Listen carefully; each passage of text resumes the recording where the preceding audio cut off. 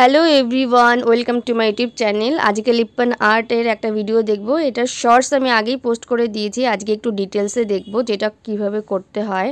তো এরকম এমডিএফের বোর্ড লাগে, বা যে কেক খাই আমরা বার্থডেতে, যে কেক কাটি, সেই কেক খাওয়ার পরে যে বেসটা থাকে ওটাও তোমরা রিইউজ করতে পারো, বা কোনো কার্টেন, যে বড় বড় কার্ডবোর্ডগুলো আসে না, ওগুলো কেটেও করা যেতে পারে স্কোয়ার বা রাউন্ড শেপে।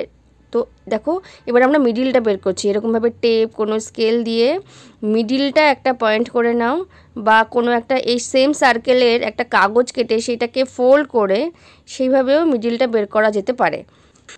এরপর আমরা সার্কেলগুলো করে নেব। তো আমি যেহেতু মিডিলে মিরর বসাবো, তো মিররের মাপটা নিয়ে তারপরে সার্কেলটা করতে হবে। তোমরা যেই মিরর বসাচ্ছ সেই মিররের মাপটা নেবে, তারপরে সার্কেলটা করবে।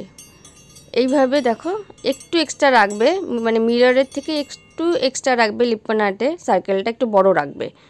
তারপরে নেক্সট আমরা যে শেপটা করব, যেই ডিজাইনটা করব, সেই শেপের যে মিরর সেটাকে আমরা এখানে পাতিয়ে দেখব। তাহলে কি হবে, সার্কেলটা বরাবর হবে। সার্কেল এই জন্য করব, তাহলে যখন এই মিররগুলো বসাবো এগুলো ওপরে নিচে বসবে না। আর এটার মাপটা নিয়ে সার্কেলটা বানালে কি হবে, তাহলে মানে শেপটা, মানে অরিজিনাল শেপটা পাওয়া যাচ্ছে। তো কি হচ্ছে, জিনিসটা কোথাও ছোট কোথাও বড় এরকম হবে না। আমি আগে যখন জানতাম না ব্যাপারটা, তখন আমি মাপ না নিয়ে সার্কেল করতাম। তখন কি হতো, সেই সার্কেলটার কি হতো, আমি ধরো এই সার্কেলের উপরে ক্লে বসিয়েছি, ক্লের কোনো দড়ি মতন করে বসিয়েছি, আমার আগে অনেক ভিডিও আছে ওরকম। তো ওটা ক্লেটা বসানোর পরে জায়গাটা তো লিমিটেড হয়ে যাচ্ছে। তারপরে ধরো ওই মিররটা বসছে, কোথাও বসছে না, কোথাও উঁচু নিচু হয়ে যাচ্ছে, এরকম হচ্ছে। ওই জন্য সার্কেলগুলো অবশ্যই এরকমভাবে পাতিয়ে পাতিয়ে করে নিলে তাহলে আর ছোট বড় ব্যাপারটা হয় না। তারপরে দেখো, আমি নেক্সট ডিজাইনটাও পাতিয়ে নিয়েছি, পাতিয়ে নিয়েই আমি সার্কেলটা করছি। তাহলে আমার জিনিসটা সুন্দর লাগবে কমপ্লিট করার পরে। তো আমার দেখো কমপ্লিট হয়ে গেছে সার্কেলগুলো করা। এবার আমরা কি করব, গ্লু দিয়ে জিনিসগুলোকে চিপকে দেব। প্রথমে মিডিলের মিররটাকে আমরা গ্লু দিয়ে, যে কোনো গ্লু ইউজ করতে পারো। এখানে একটু ভিডিওটা নড়ে গেছে, কারণ এক হাত দিয়ে ফোনটা ধরে আর এক হাত দিয়ে করছিলাম কাজটা, তো ওই জন্য আমার ট্রাইপডটা একটু ডিস্টার্ব করছে, ওই জন্য একটু অসুবিধা হচ্ছিল। আর এই মিররটা লাগানোর পরে না, ভিডিওর কোয়ালিটিটা এত খারাপ হয়ে গেল, পুরো কালো কালো হয়ে গেল। যাই হোক, কোনো রকমে ভিডিওটা বানিয়েছি। তো দেখো, এইভাবে গ্লু দিয়ে মিডিলেরটাও চিপকে দিলাম, এবং বাকি যত আমি মিরর চিপকাবো সব গ্লু দিয়ে এইভাবে চিপকে দেবো।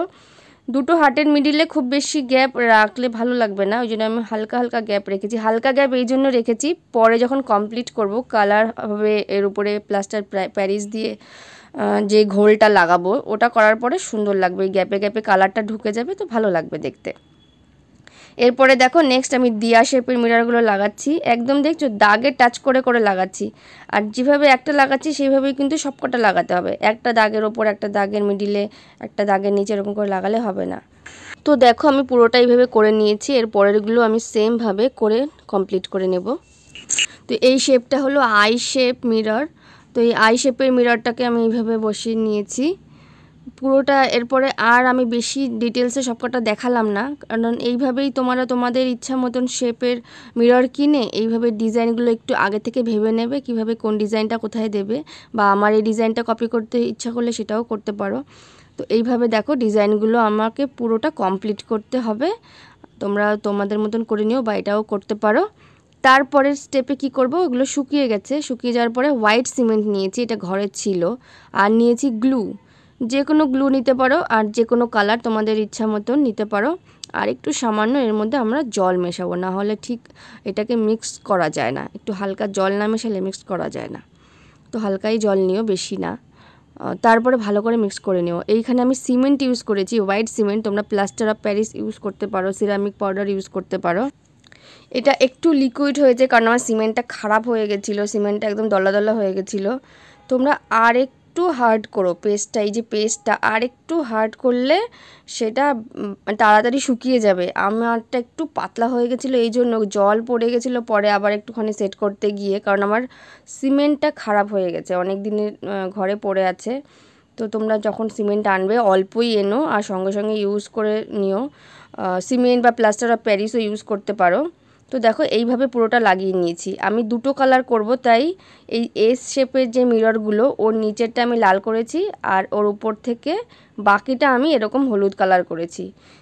যেরকমভাবে করতে চেয়েছিলাম সেরকমভাবে পুরো অতটা ভালো আমার পছন্দ মতন হয়নি, কারণ ওই সিমেন্টটা খারাপ হয়ে গেছে, ওই জন্য আমার ঠিক মন মতন হয়নি। তোমরা সিমেন্টটা কিন্তু ফেলে রেখো না, বা প্লাস্টার অফ প্যারিস দিয়ে করলে সেটা এনে অল্প এনো আর অল্প ইউজ করে ওটা খতম করে দিও। তারপরে দেখো এটা ড্রাই হতে দিতে হবে। এই যে ড্রাই হয়ে গেলে একটা শুকনো কাপড় নিতে হবে। শুকনো কাপড় নিয়ে তারপরে মিররের ওপর থেকে এরকমভাবে ডলা দিলে পরে ওপরের যে এক্সট্রাগুলো সেগুলো সব বেরিয়ে যাবে, কোনো অসুবিধা হবে না। একটু মেসি কাজ, বাট দেখো কমপ্লিট হওয়ার পরে কতটা সুন্দর লাগবে। দেখো এই যে খুবই সুন্দর লাগে। আমার সিমেন্টের কোয়ালিটিটা ভালো হলে তাহলে আরও সুন্দর লাগতো। তো আমার তো কমপ্লিট হয়ে গেছে। দেখো কমপ্লিট লুকটা। তোমাদের যদি ভিডিওটা একটু হেল্পফুল মনে হয় তোমরা অবশ্যই কমেন্ট করো, লাইক করো, চ্যানেলটাকে অবশ্যই সাবস্ক্রাইব করো। কিছু কোশ্চেন থাকলে অবশ্যই জিজ্ঞাসা করো। নেক্সট ভিডিওতে আবার দেখা হবে। Tata, bye bye.